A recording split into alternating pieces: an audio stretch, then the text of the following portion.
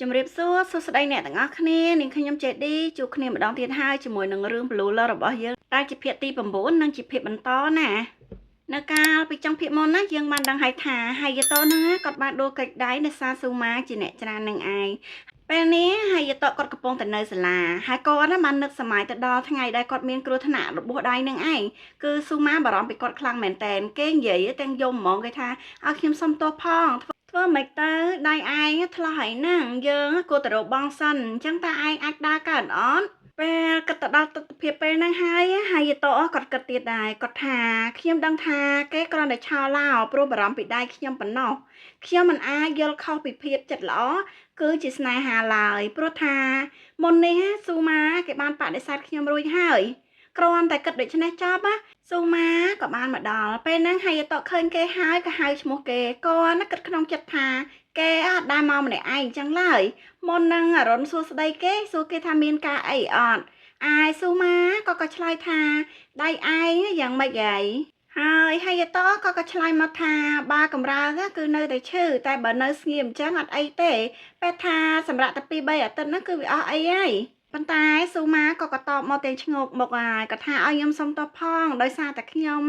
គ្រាន់តែស៊ូម៉ានិយាយបានប៉ុណ្ណេះហាយាតូគាត់ចាប់ផ្ដើមប្រកែកមកហើយគាត់ថាទេគ្រាន់តែគិតធម្មតាទេណាមួយវាដោយសារតែខ្ញុំអត់ប្រយ័ត្នខ្លួនឯងបែបហ្នឹងទេអញ្ចឹងហើយឯងមិនចាំបាច់បារម្ភពីខ្ញុំឡើយពេលហ្នឹងស៊ូម៉ាក៏ទម្លាក់ទឹកមុខចុះហើយហាយាតូក៏អត់ហ៊ាននិយាយអីទៀតដែរតម្រាំតែគាត់ដាច់ចិត្តហ៊ាននិយាយគាត់បានដាស់តឿនសតិខ្លួនឯងថាកុំឲ្យចោះចាញ់ត្រឹមហ្នឹងពេលហ្នឹងហាយាតូក៏ហាមាត់សួរថាឯងបានធូរនៅតែស៊ូម៉ាគាត់ក៏តបមកថាមិនចាំបាច់បារម្ភពីខ្ញុំទេព្រឹកនេះខ្ញុំញ៉ាំបានច្រើនវិញហើយអញ្ចឹងហើយខ្ញុំអត់អីទេហើយហាយាតូគាត់ក៏រៀងភ្ញាក់ផ្អើលបន្តិចដែរទៅនិយាយថាអូអញ្ចឹងល្អហើយពេលហ្នឹងស៊ូម៉ាគេក៏និយាយថាដៃឯងក្រិចចឹងបែបពិបាកប្រើណាស់ហើយហាយាតូគាត់ភ្ញាក់ក៏សួរថាអូដៃដែលក្រិចនោះមែន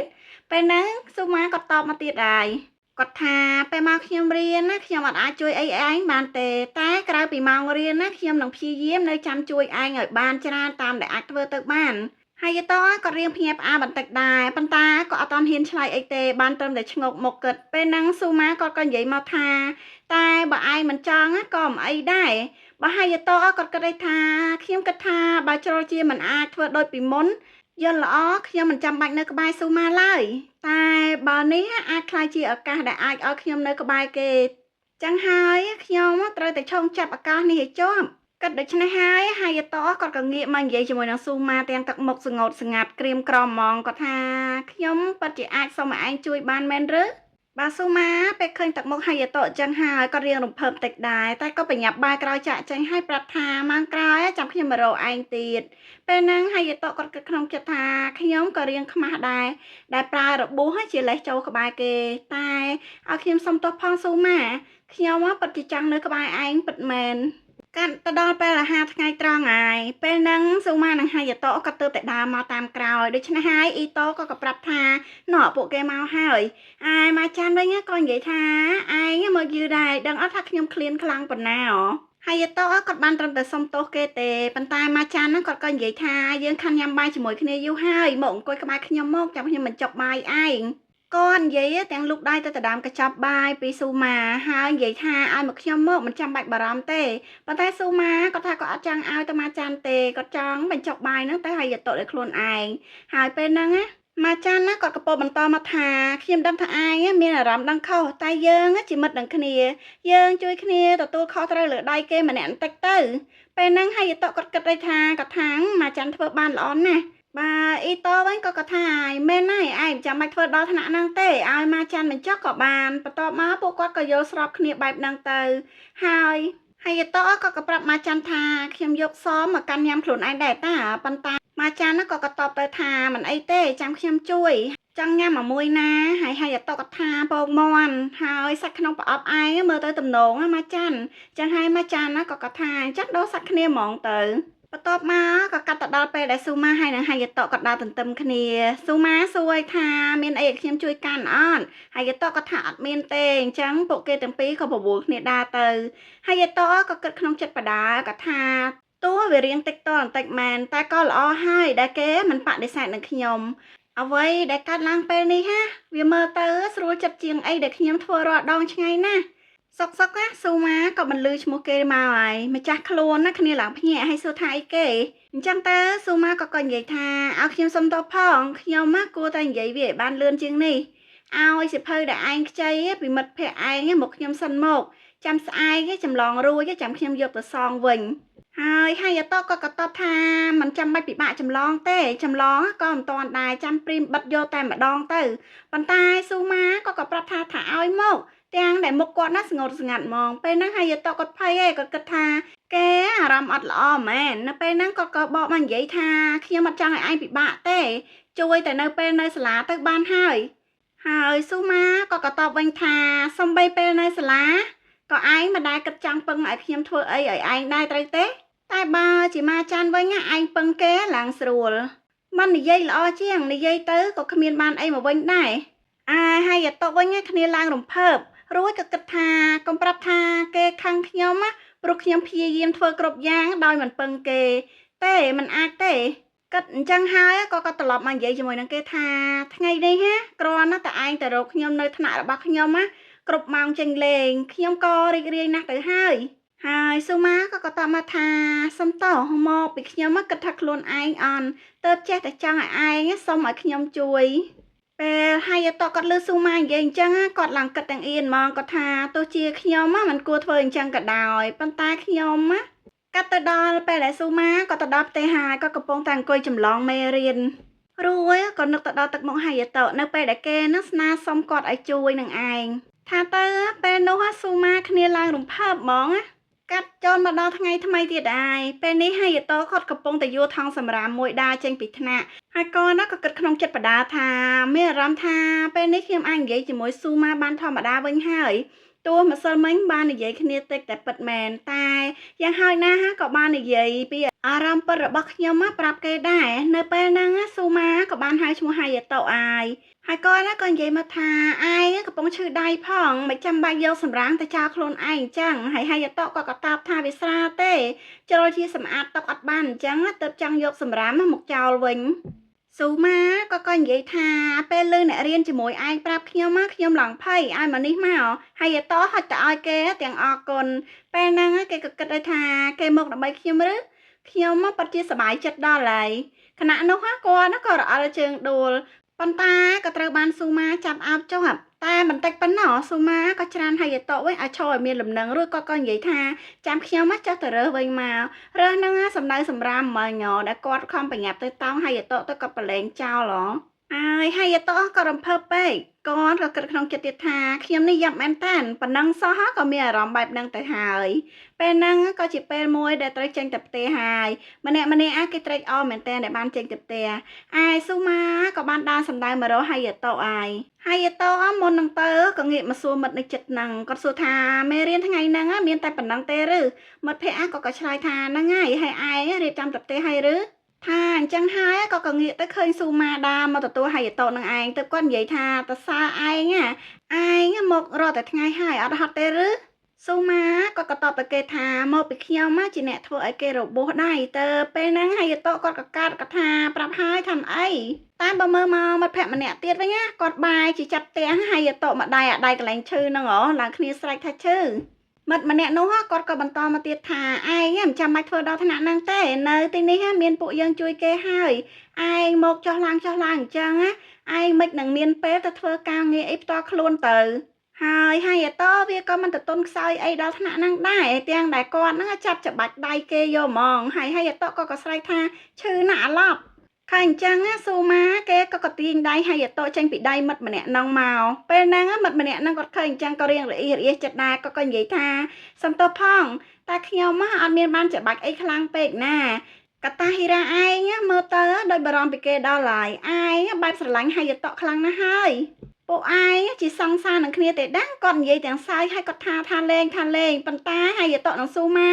គ្នាឡើងតក់ស្លុតទាំងពីរនាក់ហ្មងនៅពេលហ្នឹងហើយតក៏ស្ដីឲ្យមិត្តម្នាក់ហ្នឹងហើយក៏ថាឈួតឯងចេះតែនិយាយឲ្យតែបានហើយឯងនេះតែគេក៏តមកថាប្រាប់ហើយថាលេងទេពេលដែលគាត់ស្ដីឲ្យគេហើយក៏ប្រញាប់អូសដៃស៊ូម៉ាទៅហើយប្រាប់ថាប្រញាប់ទៅផ្ទះពេលចេញមកដល់ខាងក្រៅទៅគាត់ហ៊ានសួរគេថាឯងអត់អីទេមែនអត់ រួយក៏គិតក្នុងចិត្តថាទោះត្រឹមជាការលេងសើចតែខ្ញុំដឹងថាគេភ័យមិនស្ទើរទេខ្ញុំមិនចង់ឲ្យគេជួបរឿងអញ្ចឹងទៀតឡើយពេលហ្នឹងគាត់ក៏បញ្ញាំនិយាយលោមសុមាក៏ថាសុមាខ្ញុំអត់អីទេឯងកុំបារម្ភពេកអីទោះនៅឈឺតិចតួចតែខ្ញុំអាចសរសេរមេរៀននិងកាន់ចង្កឹះញ៉ាំដែលខ្លួនឯងបានហើយតែសុមាក៏បែរជាតបមកថាឯងភ័យណាស់មែនទេព្រោះខ្ញុំមកធ្វើឲ្យឯងនឹកឃើញគេ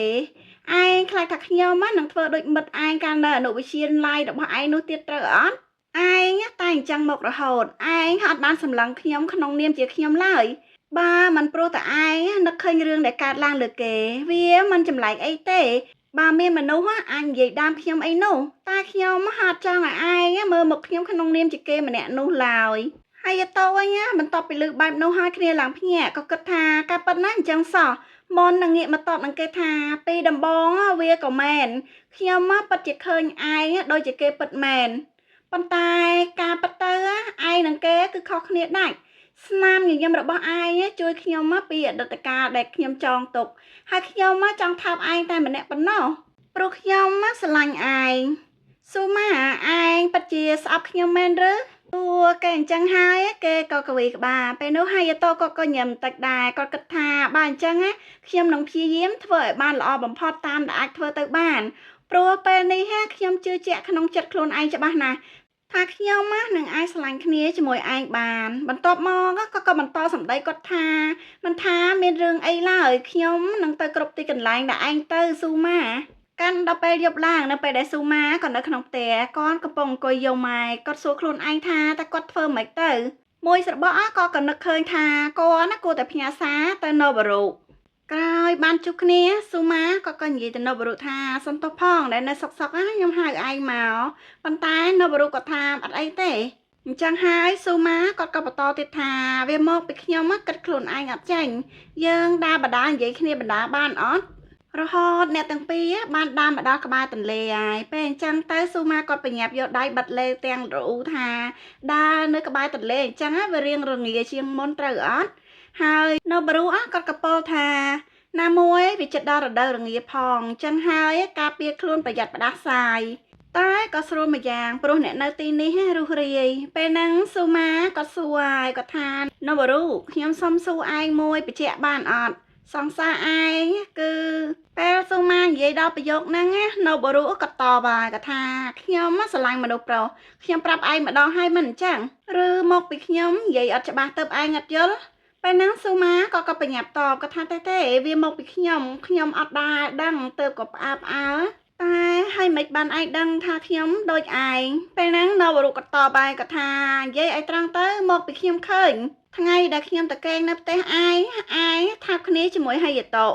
នៅលើចិញ្ចើមផ្លូវត្រូវអត់ពេលអញ្ចឹងស៊ូម៉ាគាត់ឡើងភ្ញាក់ព្រឺតហើយគាត់គិតថាអញ្ចឹងសោះគិតឲ្យសັບទៅមិនថាយប់ជ្រៅយ៉ាងណាឡើយវាក៏នៅតែអាចមានអ្នកផ្សេងចេញមកក្រៅឲ្យឃើញដែរខ្ញុំនេះហ៊ានពេកហើយតែពេលនោះហើយតដែលតែងតែកាន់ដៃនឹងនៅចាំការពារខ្ញុំគេមើលទៅដូចពិបាកចិត្តណាស់នៅពេលដែលគេផ្អែកលើស្មារបស់ខ្ញុំក៏ចាប់ផ្ដើមគិតភ្លាមថាខ្ញុំចង់ការពារហើយតោពេលគិតអញ្ចឹងរួចគាត់ក៏ប្រាប់ទៅនៅបរុក៏ថាពេលខ្ញុំទប់អារម្មណ៍ខ្លួនឯងអត់ជាប់ឲ្យធ្វើបាបគេក៏នៅតែមិនទៅណាចោលខ្ញុំដែរគេនៅតែនៅក្បែរខ្លួនខ្ញុំនឹងចាំគាំទ្រខ្ញុំតែខ្ញុំក៏ដឹងដែរថាហេតុអីទើបគេមិនបដិសេធខ្ញុំនិយាយត្រង់ទៅខ្ញុំនៅមិនទាន់ចង់ជឿរឿងគ្រប់យ៉ាងដែលកើតឡើងនៅឡើយទេពេលនឹកឃើញថាហើយតើមើលមកខ្ញុំក្នុងនាមជាមនុស្សម្នាក់ផ្សេងទៀតណាខ្ញុំមានអារម្មណ៍ថាឈឺចាប់និងអស់សង្ឃឹមហើយពេលហ្នឹងនៅបរុគាត់ក៏ហៅឈ្មោះស៊ូម៉ាហើយគាត់ក៏និយាយថាហើយតើអត់តន់ប្រាប់ឯងពីរឿងខ្ញុំទេឬតែបើមើលទៅស៊ូម៉ាវិញគាត់សួរទាំងឆ្ងល់ហ្មងគាត់ថាហេតុអីហើយតើត្រូវនិយាយពីឯងពេលហ្នឹងនៅបរុគាត់ក៏លើកដៃញីក្បាលហើយគាត់ថាចាំមែនមើលតើគេបែបអត់តន់ប្រាប់គ្រប់យ៉ាងទាំងអស់តែឯងនៅឡើយទេខ្ញុំស្មានថាគេនិយាយបបាយពីខ្ញុំហើយតើគេល្ងងពេកហើយទោះគេប្រាប់ឯងពីខ្ញុំទាំងអស់ក៏វាគ្មានតែស្អីដែរពេលហ្នឹងស៊ូម៉ាគាត់ឆ្ងល់ហើយក៏សួរគេថានៅបរុខ្ញុំដូចអត់យល់ទេពេលហ្នឹងនៅបរុគាត់ក៏និយាយមកថាខ្ញុំអត់ដឹងទេថាគេប្រាប់ឯងច្រើនប៉ុណ្ណាតែមិត្តរបស់គេកាលនៅអនុវិទ្យាល័យម្នាក់ដែលចង់សម្លាប់ខ្លួននោះគឺជាខ្ញុំពេលហ្នឹងស៊ូម៉ាក៏សួរដែរថាឯងនិយាយលេងអីហ្នឹងវាអត់កំ pl ែងទេ ប៉ុន្តែនៅបរុក៏តបមកថាខ្ញុំមិនបាននិយាយលេងទេពេលឯងនាំឲ្យតបមកជួបខ្ញុំណាពេលនោះខ្ញុំក៏គិតថាខ្ញុំបែបយល់សប្តិដែរតែពេលហ្នឹងស៊ូម៉ាក៏សួរហើយក៏ថាវាអាចទៅរួចបានយ៉ាងម៉េចព្រោះពេលនោះអ្នកទាំងពីរនិយាយដល់ត្រឹមនេះក៏ចាប់ផ្ដើមញាក់ខ្លួនហើយគាត់ក៏ទៅដល់ទស្សនភាពពេលហ្នឹងហើយក៏ថាគិតឲ្យសប្តិទៅពេលនោះពួកគេទាំងពីរធ្វើរកពិតជាចម្លែកពិតមែនដោយសារពេលនោះខ្ញុំគិតថាវាជាលើកទី1ដែលពួកគេបានជួបគ្នាទៅមិនបានគិតអីច្រើនតែពេលគិតឲ្យសប្តិទៅហើយតោះដោយធ្វើចរិតខុសពីធម្មតាឆ្ងាយណាស់តែពេលហ្នឹងនៅបរុគាត់ក៏ពោលថាសំណាងអាក្រក់ដល់ហើយមិនអញ្ចឹងហើយស៊ូម៉ាគាត់គិតដែរគាត់ថាអញ្ចឹងវាបាច់ជាការពិតមែនតើហើយនៅបរុគេជាមនុស្សដែលមិនដែលចូលចិត្តលេងសើចឡើយតែគាត់ហ៊ានហាមកសួរគេថានៅបរុឯងខាងនឹងហើយតោះអត់ហើយនៅបរុគេក៏តបមកថាខ្ញុំស្អប់គេស្អប់ខ្លាំងដល់ឈឺខ្លួនឯងសំបីតែពេលនេះក៏ដោយត្រឹមយល់សប្តិឃើញហើយតោះក៏ខ្ញុំចង់ធ្វើបាបគេឲ្យគេយំដែរទៅអស់ចិត្តមកពីអញ្ចឹងហើយទៅថ្ងៃមុនណាពេលធ្វើបាបគេឲ្យយំរួចខ្ញុំក៏គិតថាវាសមមកគេហើយដែលជួបរឿងអស់ហ្នឹងរួចគាត់ក៏ងាកមកសុំទោសស៊ូម៉ាក៏ថាសុំទោសផងដែលធ្វើឲ្យអ្នកដែលឯងស្រឡាញ់យំប៉ុន្តែស៊ូម៉ាគាត់កវីក្បាលគាត់ថាវាគឺជារឿងរវាងឯងនិងហើយតោទេយាយអញ្ចឹងពេលឯងលោនណាហើយតោឃើញដែរឬហើយនៅបរុក៏តបមកថាមែនខ្ញុំចង់ស្លាប់នៅមុខគេទៅហៅគេទៅជួបនៅលើដំបូលតួខ្ញុំមិនស្លាប់តែខ្ញុំក៏បានបំពេញបំណងខ្លួនដែរពេលនៅបរុគេនិយាយពីប្រយោគហ្នឹងស៊ូម៉ាក៏សួរបញ្ជាក់មកថាបំណងឬអញ្ចឹងហើយនៅបរុក៏បន្តនិយាយទៀតថាក្រោយសម្រាប់ចិត្តថានឹងសម្លាប់ខ្លួននៅចំពោះមុខហើយតោខ្ញុំក៏ឡើងទៅលើដំបូលអគារហ្នឹងដើម្បីពិនិត្យគ្រប់យ៉ាងទុកមុនហើយពេលនោះវាជួនជាពេលដែលខាងសាលាគេកំពុងរៀបចំជួសជុលឃ្លាំងនៅខាងក្រៅនោះល្មមទៅខ្ញុំគិតថានឹងឆ្លៀតឱកាសពេលនេះសម្រាប់ខ្លួនតែម្ដងបើមិនស្លាប់ក៏មិនអីតែបើរុខ្ញុំនឹងចាប់ផ្ដើមជីវិតថ្មីតែមិនថាលទ្ធផលបែបណាឡើយគោលដៅរបស់ខ្ញុំគឺធ្វើយ៉ាងណាឲ្យហើយតោគឺចាប់ដោយសារវាអស់មួយជីវិតពេលដែលខ្ញុំត្រូវគេធ្វើបាបក្តីស្រឡាញ់ដែលមានទាំងអបាមាណាក៏ប្រែជាការស្អប់ពេលនោះខ្ញុំអត់មានសល់អារម្មណ៍ស្រឡាញ់អីលើគេទាំងអស់អីដែលនៅសល់គឺមានតែភាពស្អប់គុំគួនខឹងនឹងគេដែលមិនសំបីតែគិតជួយខ្ញុំទាំងដែលខ្ញុំក៏ជាមិត្តនឹងគេបាទស៊ូម៉ាវិញគាត់ស្ដាប់ឮរឿងច្រើនណាគាត់ក៏គិតថាខ្ញុំយល់ហើយពេលនោះខ្ញុំក៏ឃើញមនុស្សជុំវិញខ្លួនខ្ញុំសុទ្ធតែជាសត្រូវទាំងអស់ដែរកាន់តែមិនច្បាស់ក្នុងចិត្តថាខ្លួនឯងស្រឡាញ់អ្នកណាកាន់តែឃើញខ្លួនឯងគួរឲ្យខ្ពើមនិងកាន់តែសោកសង្រេងភ្លាមនោះប្រយោគរបស់នៅបរុក៏បានកាត់ផ្ដាច់ការគិតរបស់ស៊ូម៉ាគាត់និយាយថាតែក្រោយរស់មានជីវិតណាខ្ញុំក៏យល់រឿងខ្លាំងកាលនោះខ្ញុំចិត្តខ្លាំងមែនតែនខ្ញុំដឹងហើយថាវានឹងបែបហ្នឹងតែនៅតែក្បាលរឹងចង់បានគេនៅជាមួយប្រុសម្នាក់នោះគេខុសពីអ្នកដតីគេចរិតដោយកូនក្មេងតែក៏ចេះស្ដាប់បង្គាប់អ្នកដតីដែរមានចំណុចល្អក៏មានចំណុចអាក្រក់ខ្ញុំធ្លាប់គិតថាខ្ញុំស្គាល់គេច្បាស់ស្ដាប់អ្វីដែលនៅបរុគេនិយាយហើយតោក៏គិតទៀតដែរក៏ថាម្នាក់នោះមិនមែនជាហើយតោដែលខ្ញុំស្គាល់ឡើយហើយគាត់ក៏នឹកដល់ទស្សនភាពនិងពាក្យសម្ដីគ្រប់សពបែបយ៉ាងដែលហើយតោនិយាយជាមួយនឹងគាត់មិនថាពាក្យសន្យាដែលគេមិនប្រាប់អ្នកណារឿងអត់កំបាំងរវាងយើងខ្ញុំគ្មានថ្ងៃស្អប់ឯងទេព្រោះស៊ូម៉ាជាអ្នកដែលខ្ញុំស្រឡាញ់ស៊ូម៉ាគាត់នឹកឃើញពីអស់ទាំងនឹងមកអស់ហើយឯនៅបរុក៏និយាយតទៀតថាហើយតពេលនេះគឺបង្កើតដោយដៃឯងភ្លាមនោះស៊ូម៉ាគាត់ក៏និយាយមកថាតួវាស្ដាប់ទៅដូចកុហកតែយ៉ាងហោចណាស់សម្រាប់ខ្ញុំហើយតគឺជាមនុស្សដែរអាចពឹងពាក់លើបានចេះខ្វល់ពីអារម្មណ៍អ្នកដទៃហើយក៏ចិត្តល្អពេលខ្លះគេក៏ចិត្តល្អហួសហេតុឡើងពីអ្នកដទៃទៀតផងតែពេលនេះខ្ញុំយល់ហើយថាហេតុអីនៅបរុក៏តបទៅថាខ្ញុំគ្រាន់តែចង់ឲ្យឯងដឹងថាឯងនិងខ្ញុំគឺខុសគ្នាទាំងអារម្មណ៍ដែលយើងមានឲ្យហើយតទាំងទំនាក់ទំនងជាមួយគេនិងកលៈទេសៈដែលយើងមាននៅពេលនេះក្រោយនិយាយចប់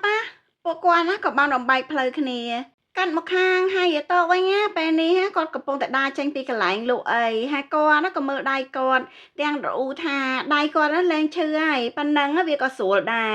ប៉ុន្តែក្រោយនឹកទៅដល់ពេលដែលខ្លួនឯងឈឺដៃហ្នឹងមានស៊ូម៉ានៅក្បែរគាត់ក៏គិតថាខ្លួនឯងយ៉ាប់មែនតើណាយដោយសារតែចង់ឲ្យខ្លួនឯងឈឺអញ្ចឹងដើម្បីបាននៅក្បែរគេ